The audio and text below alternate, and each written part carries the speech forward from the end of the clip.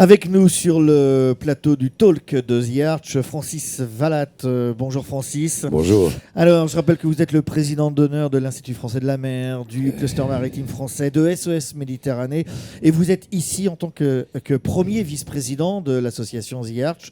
The Arch, avant il y avait The Bridge, deux opérations qui ont remporté un franc succès. J'imagine que en tant que président, vice-président, vous êtes un homme heureux. Ah oui, oui, bien sûr.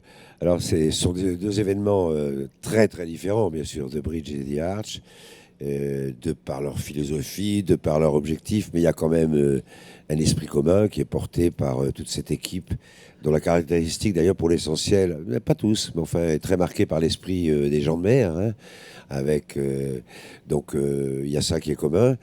Et oui, je suis heureux que ça se déroule, mais comme je le disais, ça n'est pas la même chose. Donc, il y a peut-être moins d'euphorie qu'il n'y avait à The Bridge.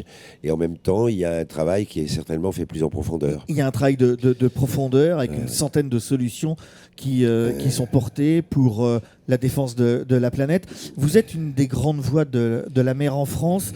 Effectivement, beaucoup de solutions portent sur la défense, notamment de la biodiversité maritime et des océans. Oui. Ce qui prouve d'ailleurs, et ça ne vient pas que des gens de mer, ça prouve qu'il y a une conscience qui commence à infuser dans le citoyen d'une façon générale, dans l'homme d'une façon générale, de l'importance de l'océan pour l'avenir de l'humanité.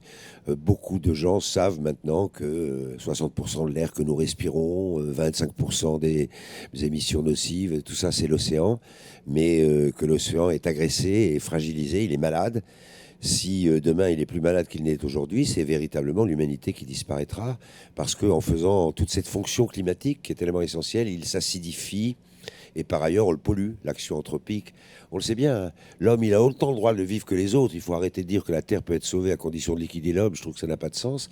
Mais c'est vrai que l'homme est le principal prédateur. Il faut donc, vous avez ces deux fronts, le front climatique et le front de l'action anthropique. Oui. Est-ce que la mer est l'avenir de la Terre ? Oui, bien sûr. C'est un vieux slogan maintenant. C'est amusant d'ailleurs qu'il faisait complètement l'événement il y a une dizaine d'années. Aujourd'hui, c'est une banalité, plus personne n'en doute.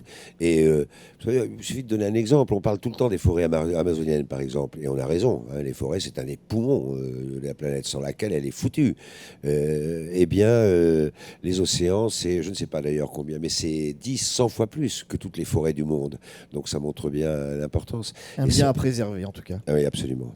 Merci beaucoup, Francis, d'être venu nous dire quelques mots sur le plateau de The Arch. Un dernier mot ? Oui. De toute façon, vous ferez ce que vous voulez au montage.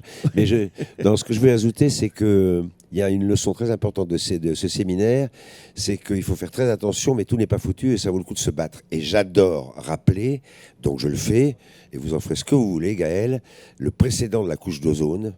Vous êtes peut-être un peu trop jeune pour ça, mais il y a une trentaine d'années, une vingtaine d'années, on était sûr que la Terre et la vie sur Terre étaient et seraient condamnées par le trou d'ozone qui s'accroissait chaque année. On n'avait pas de solution. Tous les déclinologues et les pessimistes étaient là. Et c'est par l'action de l'homme qu'aujourd'hui, le trou d'ozone se reconstitue et que l'humanité va être sauvée sur ce plan-là. Faisons pareil sur les autres plans. Je vous promets, Francis, on ne fera pas de coupe au montage. Et on terminera par ça. Merci, Francis. Premier vice-président de l'association The Arch. Francis Valatte, merci. Merci à vous. Merci, Gaël.